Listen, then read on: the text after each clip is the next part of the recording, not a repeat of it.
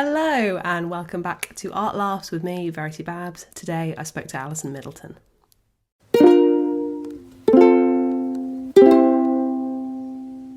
I'm here with Alison. Alison, please introduce yourself. Hi, Verity Babs. I'm Alison Middleton. I am a comedian from Southwest London, currently based in Oxford. And I am also a researcher on laughter. Yeah, that's Dr. Comedian to you. And you have picked a video for us, which is so exciting because it's actually the first video that we've ever done on Art Laughs. Yes, I have picked a video. And it's also got probably the longest title that has potentially been on the show, maybe, because it is called How Not to Be Seen, a fucking didactic educational .mov file. And it's by an artist called Hito Steyl, who is a German artist. When you sent it through, I was like, okay, let's have a look. And then it turns out I'd seen it, which is so rare that I've ever seen any of these things. And I remember having seen it. It must have been, like we said earlier, like in the Tate. And the one thing that stuck with me in this very bizarre video, all about how to disappear and all about pixels and reference points, is one line where they say how to disappear is be a woman over 50. And that's the one thing that stuck with me. That's the bit that stuck with me as well. And the rest of it is very strange or very abstract and about, wiping oneself in erasure. But that one thing about being a woman over 50 is something that I think me and my mum still say to each other. I love it. So I came across this art. I literally stumbled upon it in the Tate Modern. I was just there, I think, killing time on like the South Bank, and walked in, and it's just this like really strange, quite slow film. The other thing that I really loved about it is it's like narrated by this almost like computer automated disembodied voice. So it's not just how not to be seen, it's how not to be seen. Yeah, it's like a slow Matt Berry-esque Siri. Yeah, couldn't have put it better. Yeah, it's exactly that. And it's like quite creepy in some ways. There's quite a lot of like computer automated stuff. There's quite a lot of like people dressing up as like pixels and trying to hide in different ways. So yeah, it's interesting. It's like really funny, but in quite like a peculiar way. A lot of video art seems to have this goal of making you feel slightly uneasy. And a lot of this takes place in kind of the desert and has this sort of almost military-esque feeling to it. And also one thing about this video which struck me was that for people who don't like art, this is exactly why they don't like contemporary art, because it's very abstract. It's a lot of, there's people running around with boxes on their head pretending to be pixels. If you were to challenge some university students to make an art video, what they would make would not be an art video, but it would probably be very similar to this.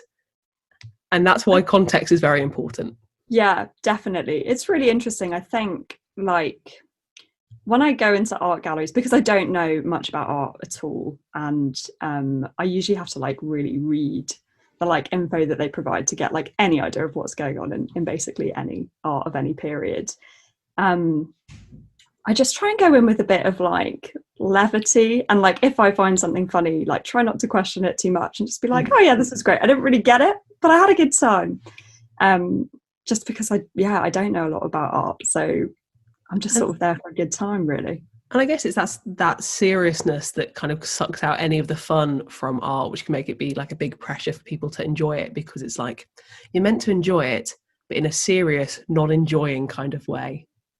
Yeah. Whereas actually, if you can get some kind of funniness out of it, and this video is really, really engaging, and moments of it are silly and fun. I like kind of approaching art in the same way as comedy in a way. Like sometimes just like, you know what, I had a good time. It was a good show. This one's kind of interesting though. I did read up on it a bit ahead of coming to see you today, Verity. Ahead of the quiz. Ahead of the quiz, yeah, exactly. Before being put on the spot and found out for not knowing anything about art. And something I didn't know is that apparently it's actually based on something that quite tragic that happened in her life. One of Hito Steyl's friends actually went missing, and it's kind of, she was part of an activist group, like a political activist group, and it's kind of assumed that she was disappeared by the state, which is kind of such a horrible and kind of very specific story. So I think that this art piece is actually inspired off of that, which is obviously like awful and really, really sad. And it's interesting to me that this art piece is kind of really funny as well. It's, I don't know, really interested in when like tragedy and comedy like intersect. That's sort of like my area. Now suddenly I'm like, I probably shouldn't have said that university students could have made this. That's always the thing with art, you know, people are like, oh, my child could have drawn it, you know, with like Picasso and stuff. So yeah, or I don't know whether I feel a bit bad, because I think I do stick with what I said, but that is so interesting in terms of like context changing everything, in that if you have that information beforehand, I'm sure that you watch the video in a very different way, and if you have the video afterwards, you remember the video in a very different way. But without that information, all you have is quite a slippery concept that you can't quite hold on to. And it kind of brings up this debate about how much information should you give anyone in an art gallery, because there seems to be two schools of thought, where either it's patronizing to suggest that people can't like art without knowing things, or if you don't give people the information, it's really inaccessible, and it means that only people who've like got a PhD can understand it. What's your relationship to art and like viewing art? Oh, philosophical. I think definitely, because I don't know a lot about it and always feel a little bit insecure about how little I know about it, or like any kind of type of art or movement. It really is just kind of like, how does it make me feel? Like, am I having a good time? Am I not having a good time? Why? Kind of, that's, I think, my approach to art. Although I think in a way, like, it's kind of like comedy, the way you're speaking about it, like, how much information do you give? Like, how much do you have to explain the joke, and how much do you just trust that the audience are going to like either enjoy it or not, and be able to like move on with their lives? And your comedy, similarly to the video, has these statements in that you have to deal with. Different audiences deal with them in different ways. Like, it will always stick with me. Like the first thing I ever saw you do was discussing the fact that you are a bottle of wine, and this being a statement that is very true. And then everyone just has to kind of work with it. It's like, deal with it. And these philosophical statements that people have to kind of unpick. So it's interesting that you picked this, which sort of also does that. That's really interesting. That's a real like delve into my unconscious Verity, because I'm not put those things together. What's your relationship like with your mother? I knew this would turn into therapy. Yeah, that's so interesting. I guess like, yeah, I like things where you kind of just have to buy in, and you're like, okay, I'm going to go with this, and like, this is really absurd, but like, I'm here for the ride, I'm here for the party. I guess that's the thing of like paying attention, right? There are plenty of comedians who have quite good jokes about their life, but if you're going to push the boat out to such an extent that you're like, this is me analysing Leonardo DiCaprio's star signs, that's how you get my attention, Alison. Thanks. I'm glad you like that one. It's also interesting to me that this has got like a political spin to it, or it's also looking at a bigger topic, because you deal a lot with environmental issues in like outside of your stand-up, and I think it'd be really great if you could introduce us to what you're working on. Yeah, absolutely. I think this is definitely one of the things that I was really interested in about this piece, without even knowing that it was about kind of a tragedy. I was really drawn to it, and my research is in kind of humour and tragedy. I don't really know why. Again, probably should discuss this with a therapist rather than you. But well, not that you. Yeah, I'm sure you'd be a great therapist, Verity. But I digress in a big way. There's something I'm really interested in, how kind of humour can help us cope with kind of the darker things in life, and tragedy kind of more broadly, on like a day-to-day basis, and also kind of just in kind of the way that cultures kind of deal with like grief and political issues. Especially humor as like a means of coping is really cool, as is like humor as a means of like expressing political dissent. And there's something really fun and slippery about humor, and that you can get away with making jokes about things that you couldn't get away with saying seriously. And I think that's really great. And a lot of the time people say making a joke about something like doesn't actually get anything done kind of politically, but it does something like really insidious, I think, among people, that if you're allowed to joke about something, it seems less serious, and then it seems kind of less real, and you can kind of challenge it a little bit more. So I just think it's really interesting from like a political point of view.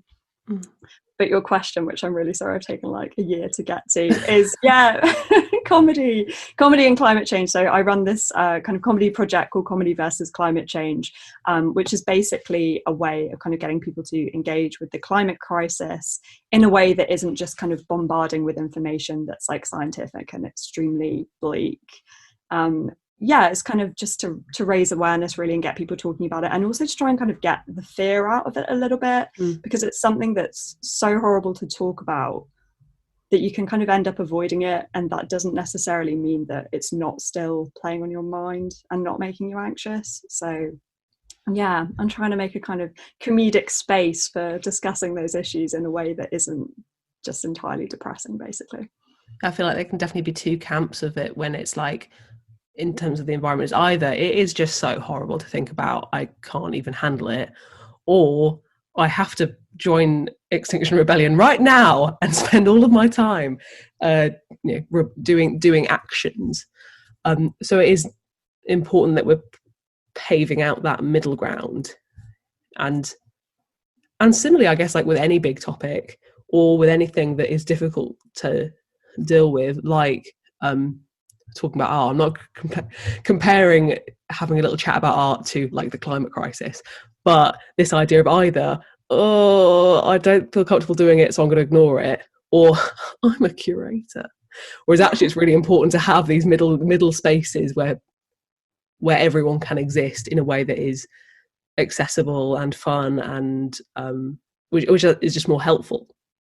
Yeah, definitely. Yeah, we definitely don't want to create like an environmentalist circle where like you have to be a vegan, you have to be like plastic free to even like get a say. Like realistically, like especially when it comes to the climate crisis, like we're all hypocrites. Like, you know, we want it to be better, but like we know the things we do are bad. But also like, you know, we're living in a society that we don't have a lot of control over.